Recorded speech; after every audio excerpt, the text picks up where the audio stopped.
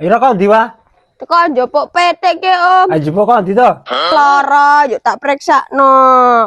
Apa iso diperiksa apa stres apa piye wae? Ya kaya Riko stres. Wah, sempul binatang kok digoreng dokter barang ira. Ngawur Riko ke Om, keke hewan udu binatang, beda hewan karo binatang ke.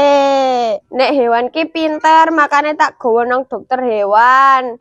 Ra ono dokter binatang. Nek blonjo ning pasar ya jenenge pasar hewan raan. Tapi yo sok binatang wae. Lah kok iso? Binatang duwe kebon, jenenge kebon binatang. Disingkat Bonbin. Oh iya bener-bener Riko Om. Hari kan ndek kebon raan Om. Ya duwe lah. Berarti Riko termasuk bin. Oh, kakakane bocah. Oh.